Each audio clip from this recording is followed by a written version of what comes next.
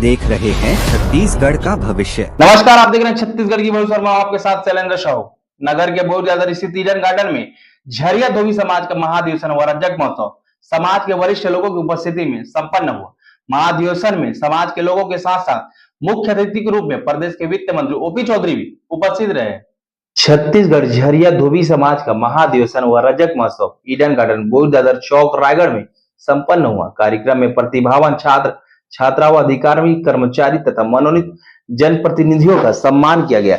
महाधिवेशन में बतौर मुख्य अतिथि के रूप में पहुंचे प्रदेश के वित्त मंत्री ओपी चौधरी ने कहा कि समाज में निरंतर ऐसे कार्यक्रम होते रहना चाहिए और सामाजिक रूप से प्रयास हो कि आने वाले पीढ़ी को किस तरह आगे उनको पढ़ाया लिखा जाए ताकि भारत में अलग अलग तरह के सभी अवसरों का वह लाभ ले सके। झरिया धोबी समाज के मांग पर उन्होंने 20 लाख रुपए देने की घोषणा भी की। आगे उन्होंने कहा कि समाज के तुषार बैठ केबीसी में पहुंचकर छत्तीसगढ़ तथा जिले का मान बढ़ाया, हमें गौरवान्वित किया। मैं उन्हें 25,000 राशि तथा स्वतंत्रता या गणतंत्र दिवस में सम्मान के लिए घोषणा करता हूं। वहीं कार्यक्रम में शामिल धोबी समाज के प्रदेश अध्यक्ष सूरज निर्मलकर ने कहा कि ऐसे सामाजिक कार्यक्रमों से लोगों में जागरूकता आती है, मगर समाज के कुछ लोगों द्वारा समाज में ही रहकर लोगों को शोषण करते हैं, जो कदापि ठीक नहीं है। समाज के लोगों को किस तरह आगे बढ़ाया जाए, इस पर बेहद विचार करने की आवश्यकता है। जी, आज धोबी समाज की प्रदेश स्तरीय और उसमें अन्य प्रदेशों के अध्यक्षों को भी आमंत्रित करके बड़ा कार्यक्रम आयोजित किया गया है। इसके लिए मैं धोबी समाज में जो सामाजिक जागरूकता का संचार हुआ है उसके लिए उनको बहुत बधाई और शुभकामना देता हूं। और उन्होंने कुछ बातें रखी हैं, इनके बीच में बहुत अच्छी प्रतिभाएं भी है। तुषार बरेट नाम का एक बच्चा है जो केबीसी में जाकर शामिल हुआ। अच्छा कार्यक्रम इन्होंने आयोजित किया है, उसके लिए मैं बहुत बहुत बधाई और शुभकामना देता हूं।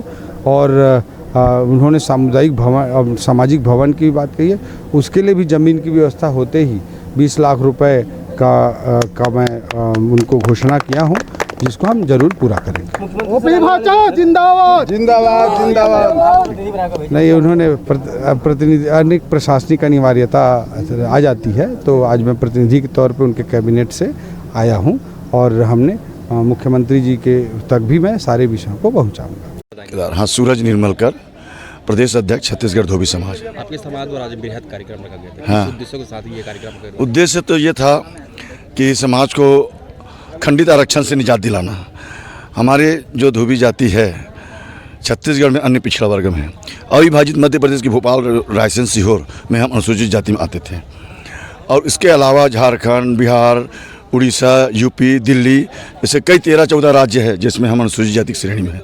संविधान लिखते समय बाबा भीमराव अम्बेडकर ने व्यवस्था दी थी आरक्षण का, लेकिन कुछ लोगों ने त्रुटिवश हमको अन्य पिछड़ा वर्ग में रख दिया, जो खंडित आरक्षण है और विधि विरुद्ध है। तो इसके लिए मांग रखी गई है। सांसद महोदय श्री राधेश्याम राठिया ने कहा कि इसको मैं लोकसभा में उठाऊंगा।